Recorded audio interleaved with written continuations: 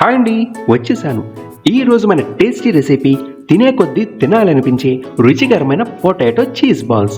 వీటిని వేడివేడిగా టొమాటో సాస్తో తింటే ఆహా, ఆ రుచిని ఫీలింగ్ని మరి మాటల్లో చెప్పలేం.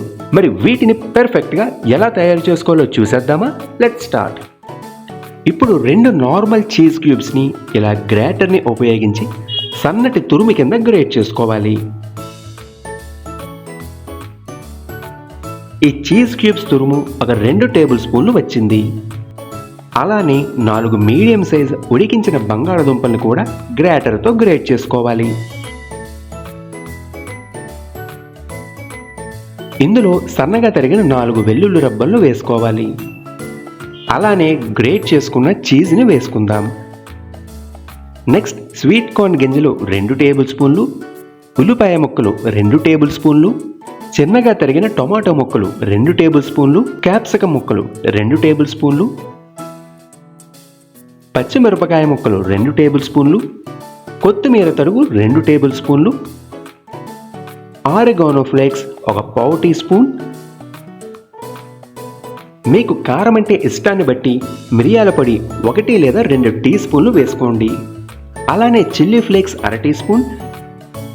చివరగా గ్రేట్ చేసుకున్న మోజరెల్లా చీజ్ని ఒక పావు కప్పు తీసుకుందాం.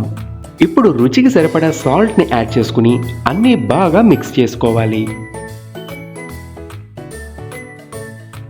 ఇప్పుడు ఈ మిశ్రమాన్ని ఇలా చిన్న చిన్న బాల్స్ కింద చేసుకుని బ్రెడ్ క్రమ్స్తో కోట్ చేసుకోవాలి.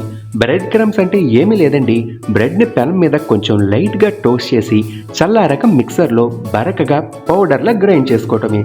అన్నీ ఇలా ఒకసారి కోట్ చేసుకున్నాక నెక్స్ట్ ఒక బౌల్లో పావు కప్పు మైదా, పావు కప్పు కార్న్ఫ్లోర్, పావు కప్పు నీళ్లు పోసి స్లర్రీని ప్రిపేర్ చేసుకోవాలి.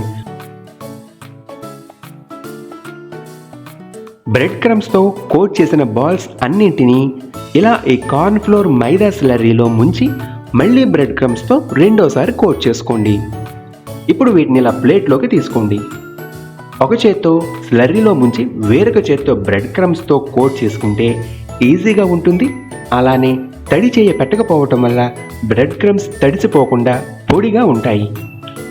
అన్నీ ఇలా రెడీ చేసుకున్నాక 5 నిమిషాల పాటు ప్రీహీట్ చేసిన ఆయిల్లో మీడియం ఫ్లేమ్లో లైట్ గోల్డెన్ బ్రౌన్ కలర్ వచ్చే వరకు మాత్రమే ఫ్రై చేసుకుంటే సరిపోతుంది.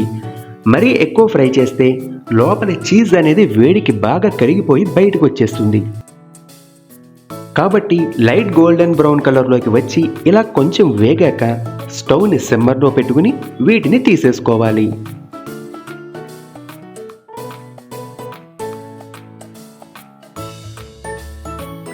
చూడండి, ఈలోపే కొన్నిట్లకి చీజ్ అనేది కొంచెం బయటికి వచ్చింది. అందుకని అన్నీ జాగ్రత్తగా ఫ్రై చేసుకుని తీసుకోవాలి. అంతేనండి, ఈ crispy and spicy potato cheese బాల్స్ని వేడిగా ఇలా టొమాటో సాస్తో సర్వ్ చేసుకోవడమే. మరి మా వీడియో నచ్చితే వీడియోని లైక్ చేసి మర్చిపోకుండా ఛానల్ని సబ్స్క్రైబ్ చేసుకోండి. మరి మీ సజెషన్స్ని కామెంట్ సెక్షన్లో పోస్ట్ చేయండి. వేరొక మంచి రెసిపీతో మళ్ళీ కలుద్దాం. మరి సెలవు. Thank you for watching. Have a good day.